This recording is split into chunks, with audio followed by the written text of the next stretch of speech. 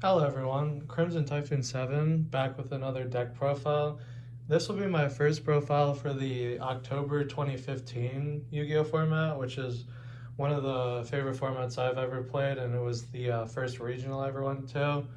Today we're looking at Ritual Beast, which is one of my favorite decks in the format, and I think the Clash of Rebellions really gives this deck the cards it needs to be playable in this format, which we'll get into, but yeah, let's get on with the deck profile. Starting off with the Beast, 3 Canahawk, 3 Rampango, 2 Abellio, and the 1 Petalfin. You'd rather see multiple Beasts than multiple Tamers because these are the ones that actually generate you somewhat of advantage, and if you draw like these plus trap cards, it's still like somewhat playable. 3 of this because it's the best one, 3 of this because it's the second best one, 2 of this because you kind of want to see it. Sometimes you want to banish it off this in a combo, sometimes you want to normal summon it at a following turn for a lot of attack boost, and then this outs floodgates and stuff like that that you can't deal with otherwise. So 9 beasts. I play a small Tamer package, which is just 3 Elder and then 1 Lara, 1 Wen, and 1 Pilica. Like I said, you want to see like one of these and nothing else, so I'm just minimizing it. This is the best one, obviously the double normal is insane, but yeah, you just need these to start comboing off because each one can only be specialed once, so you need to get these in rotation at some point. That's it for the monsters. No hand traps, which I'll talk about later. For the spells, the one-ofs are 1 Bond, 1 E-Tele, 1 Foolish, 1 Gold Sark, and 1 DeFi. These ones can help you set up your turn 1 combo, so these are really good. You want to run these. This is okay sometimes to dodge hand traps or to go for games, so you do want to have the one. You can side it out sometimes. DeFi is insane against certain matchups, and then I'm only on 1 E-Tele. Special some of them is pretty low value compared to normaling them, but sometimes you do want it. It's like the 40th card in the deck. I've considered a list with none of this card. I'd run anywhere between 0 and 2, depending on how much you want to see Tamers, but it's whatever. Not the best. This is what I really think the deck shines in this format. You have 3 Upstart Goblin, 3 Terraforming, 3 Chicken Game, a Brain Research Lab, and an Oracle of Zephyra. So you just essentially run a deep draw engine, and then all your deck is just engine or draw cards for, especially for game 1 before you have to side. Because if you see Elder Beast, or Elder Beast, you can usually play. Brain Research Lab is like an insane card that lets you turn full combo into any Tamer instead of just having Elder. So you can just search this in a combo if you have like Wen and Rampangu, where otherwise you wouldn't be able to full combo. You can just summon both of those with the Brain Research Lab, and then you only like take 1,000 damage once it gets destroyed or something. It's not really a big drawback. But I really like deep drawing with this. You just go for broke game 1 and try and get the full combo, and then there's only 1 target for this, so this can be a brick if you draw this and the Pelica, but it very rarely comes up, so I'd rather have it than not. Because like if you open a bunch of like, if you open like Canhawk and a bunch of ways to search field spells, you can search Zephyra and this, and then use Zephyra, get the Tamer, and then double the normal summon with the Brain Research Lab. So you just really want to deep draw, and this format has the opportunity to be able to do that. For the traps, 3 Steeds, 3 Ambush,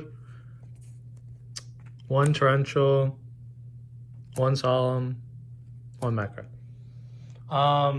These are self-explanatory, these 6. You can side them out down to like 2 and 2 in games 2 and 3 if you really want to. This one's not a once per turn, so this is the better one to keep at 3. But this one is just insane. Like getting 2 back and set up a combo, like you can go like Rampango, banish Guy Pelio, banish a Tamer, let the Rampango die, and then go off in the end phase. Or use special back in the end phase and go off your next turn. Torrential, you can tag out and dodge your own Torrential, so you run it no matter what. Solemn's insane, and then Macro's another auto win against certain deck. That's it for the main deck. 40 cards. You run upstarts and stuff, so you don't want it to be over 40 at all costs for this format. You really do see combo more often than any other build, but I like it a lot. For the extra deck, 3 of this. Alter your Cannot. It's your best one. You want to have extras to banish off from Pengu if you need to. 3 of Pelio, it's your next best one. You need 1 or 2 to banish off Rampango to send the regular Pelio. And then to attack for game, a lot of the time you go for 2 of these. So you need that. 2 Petalfin. You need, again, 1 for Rampango, and you'll ever only make 1 as like a blocker usually, but you need the 2. And then 3 Gaia Pelio. Some people run 2. I like it because Rampangu banishing Tamers over a lot of turns is nice, and I still want to be able to bond into 1 of these. I want to be able to hard make 1, and then I want to be able to send 1 off Rampangu, so that's why I run 3. So I'm on 11 of those, which leaves 4 extra X spots. Lightning Chidori because your deck is Wind, Castell because it's good, Dweller because it's good, and I have Carney Gorgon in here. This can be Exiton Knight, but the rest of them should just be really good rank 4s. Then at the side, you side in stuff to beat other people's side for you, like Iron Wall and stuff. That's the biggest issue. 2 Maxi, this card's great. Remember, you can't use this card under DeFi or macro, so activate it before that. Or activate your DeFi, and then if your opponent doesn't chain Maxi, you can just go off that turn. It's really nice. 1 Ghost Ogre, same thing. It's also a neat elite target. I mean, you can just kind of leave it on the board and have some amount of protection for a combo. I don't run any Synchros or rank 3s, though. But it's decent, and it's a good hand trap. You lose Iron Wall, so those are there. Your deck loses to Fiends if you don't have Steeds and stuff like that, so I'm on 2 Dark Hole. This could be 1 Dark Hole, 1 Regeki, if you have it.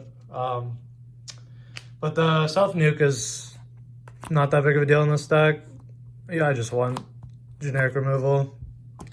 Book of Moon's nice. You're a fusion deck, so you can dodge hand like Valor on like a Canhawk or something, and then fuse off with it because you can contact fuse with face down monsters. 1 free cards against Necros, so I put this in. 2 Shadow Mirror for Shadal. This deck really hates Winda, so you need answers to Winda, and then a Compulse, which is another answer to Winda. I really like the deck. I do think you need to play the Deep Draw engine in this format because Clash Rebellion just gifted you Chicken Game. It's the best way to do it. Game 1, you just go for your combo, no matter what, first or second, and then Game 2 and 3, when people put in stuff to stop you, you can put in stuff to stop them, and then play a more control game. But you'll hit combo very often with having essentially like 9 Upstart Goblins in your deck. But yeah, that's the deck profile. Let me know what you guys think, and thanks for watching. See you guys in the next one.